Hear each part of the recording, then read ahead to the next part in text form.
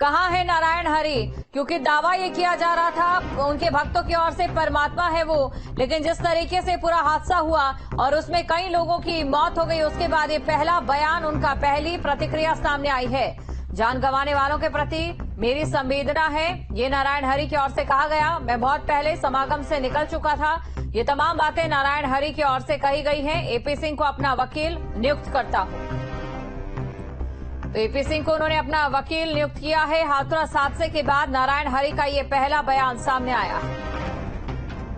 तो जान गंवाने वालों के प्रति मेरी संवेदना है। आपको जानकारी दे दी, ये वही बाबा है जिनके सत्संग में शामिल होने के लिए लाखों की संख्या में लोग यहां पर पहुंच गए। 80,000 लोगों के पहुंचने की अनुमति मिली थी, लेकिन उसके बाद बाबा के चरणों की धूल लेने के लिए जिस तरीके से संकरे रास्ते से गुजरते वक्त वहां पर एक दर्दनाक हादसा हो जाता है, भगदड़ मच जाती है और इस भगदड़ में 121 लोगों की मौत हो जाती है।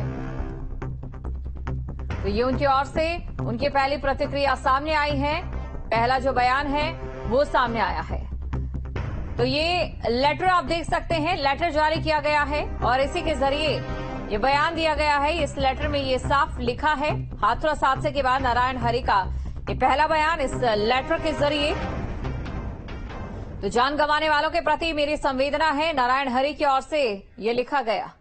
खबर पर अधिक जानकारी के साथ संवाददाता श्याम तिवारी हमारे साथ जुड़ चुके हैं। श्याम, देखिए लेटर सामने आ गए जिसमें पहली प्रतिक्रिया के तौर पर क्या उन्होंने कहा है। बड़ा सवाल ये कि ये पहली प्रतिक्रिया जब आनी चाहिए थी तब नहीं आई। अब ऐसे में देखने वाली बात ये रहती है कि आगे क्या कुछ रहता है। देखिए, लगातार इंतजार किया जा रहा था कि बाबा सामने आएंगे और अपनी बात को रखेंगे, लेकिन 24 घंटे से अधिक का समय बीत गया, वो सामने नहीं आए। लगातार से कि उन्होंने पल्ला झाड़ने का प्रयास किया और साथ ही साथ ये भी कहा कि उनके सत्संग में कुछ ऐसे लोग मौजूद थे जो माहौल को बिगाड़ना चाहते थे और यही वजह है कि वहां पर भगदड़ हो गई और इसकी वजह से 3 लोगों की मौत हुई। लेकिन अभी भी लोग चाहते यही है कि बाबा खुद सामने आए और बाबा सामने आए और इस बात को पुख्ता तौर पर रखें, अपने मुंह से कहें कि आखिर वो क्या मानते हैं इस पूरी घटना को। हालांकि ये लेटर जारी करने के बाद वो जरूर रिलीफ महसूस कर रहे होंगे, क्योंकि लगातार उनके ऊपर दबाव बन रहा था कि वो सामने आए और अपना पक्ष रखें। लेकिन देखना यही होगा कि जिस तरीके से कहा जा रहा है कि मैनपुरी के आश्रम में अभी भी बाबा मौजूद हैं, तो क्या वो सामने आते हैं या फिर पुलिस उनको हिरासत में लेती है, या जिस तरीके से अभी आश्रम के बाहर पुलिस की मौजूदगी है, या ये कहा जाए कि एक तरीके से आश्रम को पुलिस ने घेर रखा है और क्या करना है क्या नहीं करना है ये डिसाइड नहीं हो पा रहा। जी श्याम, देखिए जैसा कि आपने बताया कि ये भी कहा गया है उनकी ओर से अपनी पहली प्रतिक्रिया में कि कुछ लोग सत्संग में ऐसे भी मौजूद थे जो माहौल को बिगाड़ना चाहते थे। किस और ये इशारा किया जा रहा है? देखिए, इशारा क्या है पूरी तरीके से स्पष्ट नहीं है, लेकिन उन्होंने ये बात जरूर कहा है कि जो भी एंटी सोशल एलिमेंट्स हैं जो वहाँ पर मौजूद थे उनके खिलाफ लीगल कार्रवाई की जाएगी।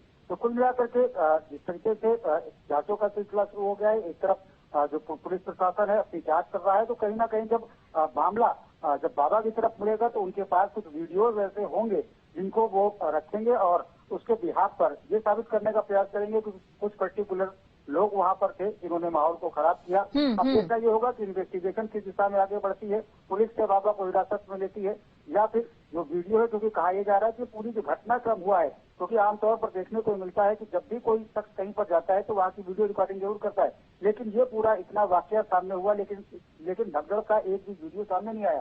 तो ऐसे में क्या वीडियो बंद करा दिए गए थे, लोगों के मोबाइल जमा करा लिए गए थे, या फिर क्या कारण रहा कि इस पूरी घटना का वीडियो सामने नहीं आया, तो ये जब जांच होगी तभी सब बातें निकल करके सामने जी श्याम, सीएम योगी आदित्यनाथ की ओर से प्रेस कॉन्फ्रेंस की गई, जब उनकी ओर से तमाम बातें कही गई। एक मुख्य बात उसमें से ये भी थी कि ये साजिश है, ये हादसा, इसकी भी जांच हो गई। दूसरी तरफ कुछ लोग वीडियो में जो आप जिक्र कर रहे हैं कि दावा ही किया जाएगा कि जो वीडियो सामने आएगा उसमें देखा जाएगा कि किन लोगों की ओर से माहौल बिगाड़ने की कोशिश की गई। तो क्या एक साजिश की तरफ भी लीड मिलती दिखाई दे रही है इस पूरे घटनाक्रम में? देखिए, जिस तरीके से पूरा घटनाक्रम हुआ बहुत ही दुखद है, तमाम परिवारों में मातम फैल गया। अब क्योंकि सीएम योगी आदित्यनाथ इस पूरी घटना को लेकर के बेहद गंभीर है, लेकिन सीएम की जो छवि रही है वो इस तरीके की है कि अगर वो किसी घटना को गंभीरता से लेते हैं तो वो आर पार, यानी कि जो दोषी है उसके खिलाफ कार्रवाई जरूर होती है। जिसकी नजीर में अगर दूं तो बिकरू कांड इसका एक एग्जाम्पल है। आज ही के दिन 4 साल पहले यानी 3 जुलाई को बाबा योगी आदित्यनाथ ने कहा था कि मिट्टी में मिला दूंगा, तो कुल मिलाकर के जो विकास दुबे है उसका एनकाउंटर हुआ, तमाम साथी मारे गए। आज उसी तेवर में योगी आदित्यनाथ ने कहा है कि इस पूरे मामले में इंसाफ होगा, साजिश है, हादसा है, उसकी जांच होगी और दूसरी उनके ऊपर कार्रवाई होगी।